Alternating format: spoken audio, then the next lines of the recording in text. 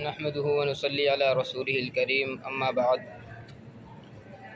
اعوذ باللہ من الشیطان الرجیم بسم اللہ الرحمن الرحیم ام اتخذوا من دونه آلهة قل هاتوا برهانكم هذا ذکر من معي وذکر من قبلی بل اکثرهم لا يعلمون الحق فهم معرضون۔ صدق اللہ العظیم۔ تذکرہ چل رہا تھا اللہ تبارک و تعالیٰ کے ساتھ الہیت میں شرکت کا۔ اللہ تبارک و تعالیٰ نے دو چیزیں اس کے متعلق بیان فرمائی۔ پہلی چیز یہ بیان کی گئی کہ یہ لوگ جن بتوں کو اللہ کا شریک قار سمجھتے ہیں، اللہ تبارک و تعالیٰ کے ساتھ جس کو یہ معبود سمجھتے ہیں، ان سے معلوم کرو کیا ان معبودوں نے اور ان بتوں نے کوئی چیز پیدا بھی کی ہے، کسی چیز کو زندہ بھی کیا ہے، جیسا کہ اللہ تبارک و تعالیٰ چیزوں کو زندہ فرماتا ہے۔ پھر اللہ تبارک و تعالیٰ نے تعدد الہ کی نفی فرمائی اور اس کو باضابطہ دلیل سے بیان فرمایا گیا کہ اگر آسمان و زمین میں ایک سے زائد خدا ہوتے تو آسمان و زمین کا نظام درم برہم ہو جاتا۔ جس انداز پر یہ نظام چل رہا ہے اور جس وقت سے اللہ تبارک و تعالیٰ نے کائنات کو بنایا ہے، اسی وقت سے یہ نظام منوان ابھی تک چل رہا ہے۔ یہ دلیل ہے اس بات کی کہ دنیا کے اندر خالق جو ہے وہ صرف ایک ہے، معبود جو ہے وہ صرف ایک ہے۔ اسی کے متعلق آگے ارشاد فرمایا جا رہا ہے ام اتخذوا من دونہ آلہہ، کیا یہ اللہ کو چھوڑ کر معبود قرار دیتے ہیں؟ ظاہر ہے اگر اللہ تبارک و تعالیٰ کو چھوڑ کر ان لوگوں نے معبود بنا رکھا ہے اور دوسری چیزوں کو بھی یہ خدا سمجھتے ہیں تو ان کا خدا ہونا کسی نہ کسی دلیل سے ثابت ہوگا۔ اگر بغیر دلیل کے یہ خدا مانتے ہیں تو یہ بیوقوفی ہے، اور اگر دلیل ان کے پاس واقعی کوئی ہے کہ اللہ تبارک و تعالیٰ کا کوئی شریک کار ہے، اللہ کے ساتھ کوئی معبود ہے، تو اللہ تبارک و تعالیٰ فرماتے ہیں قُلْ هَاتُوا بُرْهَانَكُمْ، اے نبی صلی اللہ علیہ وسلم پھر ان سے فرما دیجئے کہ اپنے اس دعوے پر دلیل پیش کرو، اور اگر دلیل تمہارے پاس نہیں ہے تو پھر تمہارا جو دعویٰ ہے وہ جھوٹا ہے۔ هَذَا ذِكْرُ مَن مَّعِيَ وَذِكْرُ مَن قَبْلِي، یہ یعنی قرآن کریم ذکر من معی ان لوگوں کے لیے بھی ذکر ہے جو میرے ساتھ ہیں، وذکر من قبلی اور مجھ سے پہلے لوگوں کا بھی ذکر ہے۔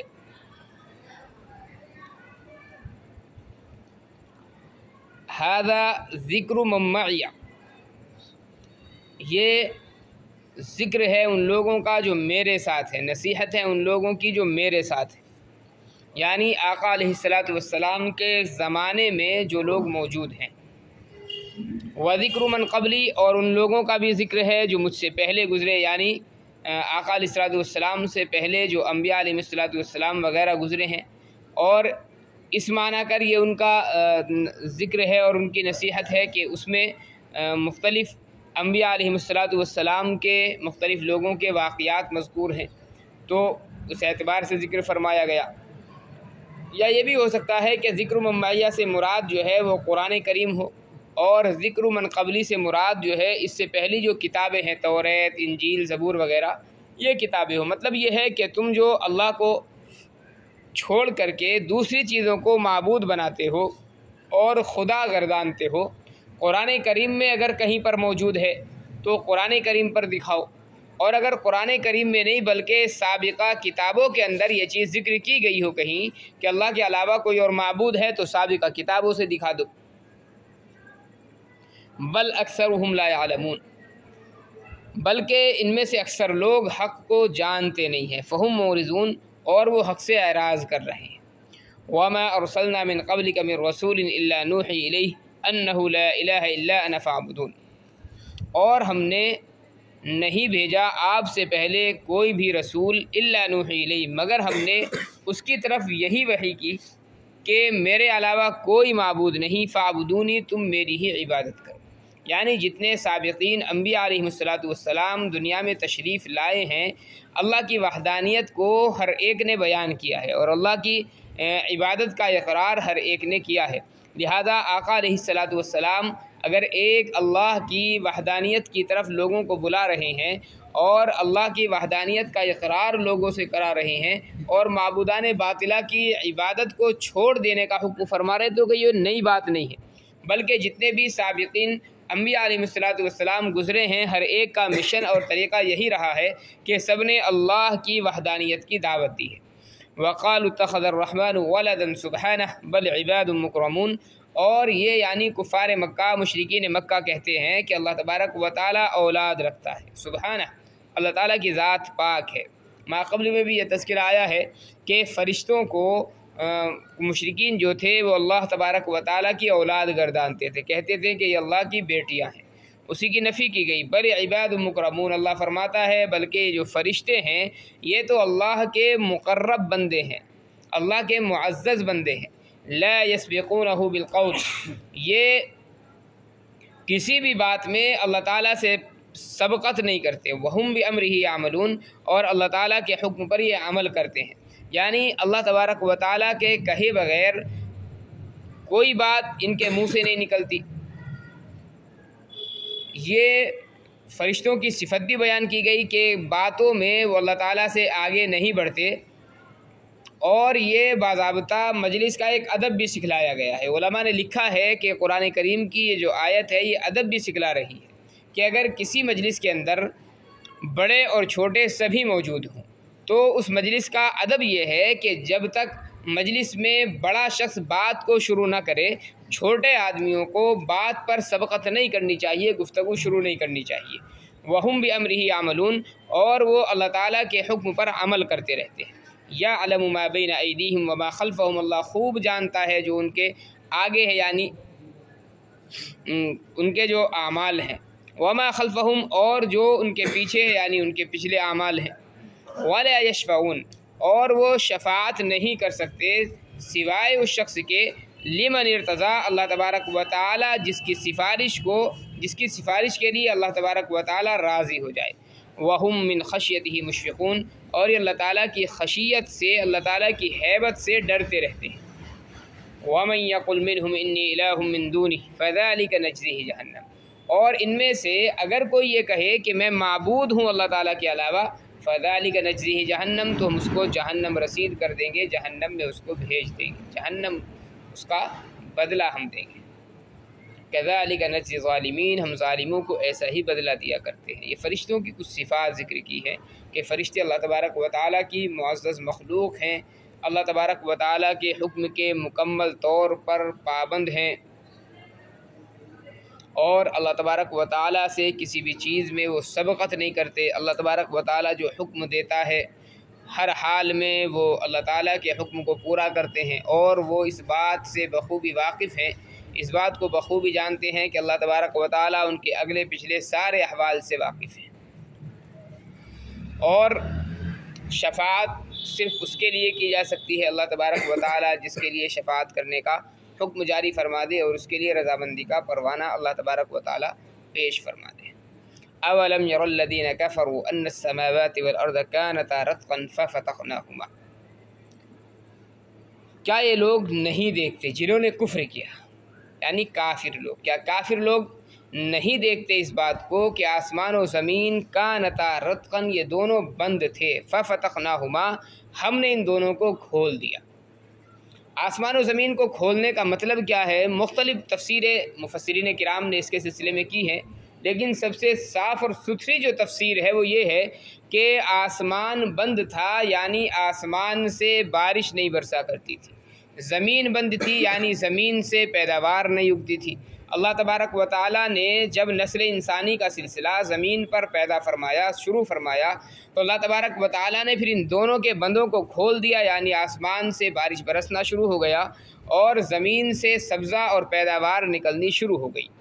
حضرت عبداللہ ابن عمر رضی اللہ تعالیٰ عنہ کے پاس میں کوئی صاحب آئے اور انہوں نے یہ آیت تلاوت فرمائی۔ حضرت عبداللہ ابن عمر رضی اللہ تعالیٰ عنہ نے فرمایا، کہا اس کی تفسیر اگر تم معلوم کرنی ہے تو وہ سامنے شیخ بیٹھے ہیں، ان کے پاس جاؤ اور وہاں جا کر کے اس آیت کی تفسیر معلوم کر۔ سامنے بیٹھے ہوئے تھے حضرت عبداللہ ابن عباس رضی اللہ تعالیٰ عنہ، جو مفسر قرآن بھی ہیں اور قرآن کریم کے علوم کے سلسلے میں آقا صلی اللہ علیہ وسلم نے باضابطہ ان کے لیے دعا فرمائی تھی، تو بڑے ماہر تھے قرآن کریم کی تفسیر کے۔ حضرت عبداللہ بن عباس رضی اللہ تعالیٰ عنہ کے پاس میں وہ شخص گئے اور انہوں نے جا کر کے معلوم کیا، یہ آیت تلاوت فرمائی اور معلوم کیا کہ اس آیت کی تفسیر کیا ہے، کہ آسمان و زمین بند تھے، ان کے بند ہونے کا مطلب کیا ہے۔ حضرت عبداللہ بن عباس رضی اللہ تعالیٰ عنہ نے یہی تفسیر اس وقت ارشاد فرمائی کہ آسمان کے بند ہونے کا مطلب یہ ہے کہ اس سے پانی نہیں برستا تھا، اور زمین کے بند ہونے کا مطلب یہ کہ اس سے پیداوار نہیں ہوا کرتی تھی۔ جب اللہ تبارک و تعالیٰ نے نسل انسانی کے سلسلے کو شروع کیا ہے تو پھر اللہ تبارک و تعالیٰ نے دونوں کے بندوں کو کھول دیا، یعنی آسمان سے پانی برسنے لگا اور زمین سے سبزہ اگنے لگا۔ حضرت عبداللہ بن عمر رضی اللہ تعالیٰ عنہ وہ شخص دوبارہ ان کے پاس میں آئے اور آ کر کے بتایا کہ حضرت عبداللہ بن مسعود نے یہ تفسیر بتائی ہے۔ اس وقت حضرت عبداللہ بن عمر رضی اللہ تعالیٰ نے فرمایا کہ مجھے آج معلوم ہو گیا کہ یہ شخص جو ہے واقعی قرآن علوم کا ماہر ہے۔ فرماتے کہ میں تو یہ سمجھتا تھا اٹکل سے باتیں بتاتے ہیں، بہت ساری تفسیریں بتایا کرتے تھے حضرت عبداللہ بن عباس رضی اللہ تعالیٰ عنہ، تو حضرت ابن عمر کو یہ معلوم ہوتا تھا کہ اٹکل سے پھیلتے ہیں، بس ویسے ہی بہت ساری لوگوں کی جیسے عادت ہوتی ہے کہ ہر بات کا کوئی نہ کوئی جواب ان کو دینا ہے۔ تو حضرت عبداللہ بن عباس کے متعلق حضرت ابن عمر فرماتے ہیں کہ میرا خیال یہ تھا کہ یہ بہت ساری باتیں اٹکل سے کرتے ہیں، لیکن اس آیت کی من معن صحیح تفسیر ان کا بتا دینا یہ دلیل ہے اس بات کی کہ اللہ تبارک و تعالیٰ نے قرآن کریم کے خاص علوم ان کو عنایت فرمائے ہیں۔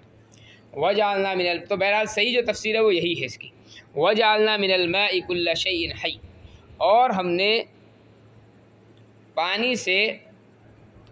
ہر چیز کو زندگی عنایت فرمائی ہے، ہم نے اس کے ذریعے سے ہر زندہ چیز کو بنایا ہے۔ ظاہر ہے ہر ایک کی پیدائش میں پانی کا بڑا دخل ہوتا ہے، اور حی سے مراد صرف انسان نہیں ہے، انسان کے اندر بھی زندگی ہے،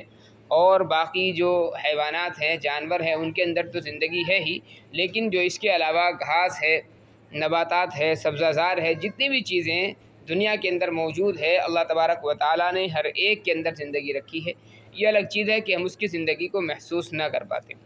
افلا یؤمنون، کیا یہ لوگ ایمان نہیں لاتے؟ وجعلنا فی الارض رواسیا ان تمید بہم، اور ہم نے زمین میں کچھ بوجھ بنائے، بوجھ سے مراد ہے یہاں پر پہاڑ بنائے، ان تمید بہم، تاکہ وہ تم کو لے کر کے نہ ہلنے لگے۔ اللہ تبارک و تعالیٰ نے جب زمین کو پیدا فرمایا تو چونکہ بڑی مشہور روایات ہیں کہ زمین کی جو پیدائش ہے وہ پانی کے اوپر کی گئی ہے۔ اللہ تبارک و تعالیٰ نے پہلے پانی کو پیدا فرمایا اور پھر پانی کے اوپر زمین کو بچھایا گیا ہے۔ تو زمین کو جب اللہ نے بچھایا تو وہ ہل رہی تھی، اللہ تبارک و تعالیٰ نے پھر اس کو ساکن کرنے کے لیے پہاڑوں کو بنایا تاکہ ان کے بوجھ کی وجہ سے زمین اپنی جگہ پر رکی رہے۔ وجعلنا فی الارض رواسیا، اور ہم نے زمین میں کچھ بوجھ یعنی پہاڑ بنائے، ان تمید بہم، تاکہ وہ تمہیں لے کر کے نہ ہلنے لگے۔ وجعلنا فیہا فجاجا سبلا، اور ہم نے زمین میں کشادہ راستے بنائے،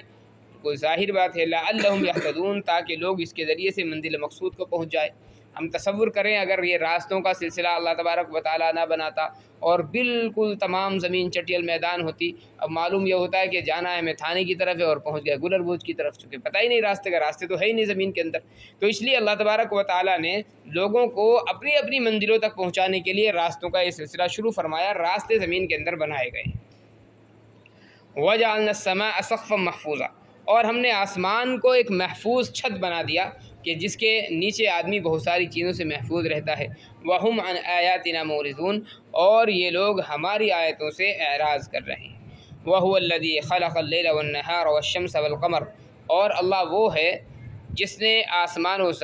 جس نے دن اور رات کو پیدا فرمایا، وَالشَّمْسَ وَالْقَمَرَ، سورج اور چاند کو بنایا، کل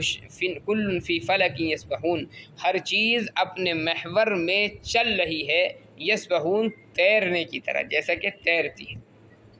یہ سائنس کا ایک بڑا واضح مسئلہ ہے جس کو قرآن کریم نے بیان کیا ہے۔ اللہ تبارک و تعالیٰ نے ہر چیز کا ایک دائرہ بنایا ہے۔ یہ جو سورج چلتا ہے صبح سے لے کر کے شام تک، یا چاند کی جو گردش ہے، یہ یوں ہی الٹ اپ نہیں چل رہے ہیں، بلکہ اللہ تبارک و تعالیٰ نے کہ دائرہ ان کا متعین فرما دیا،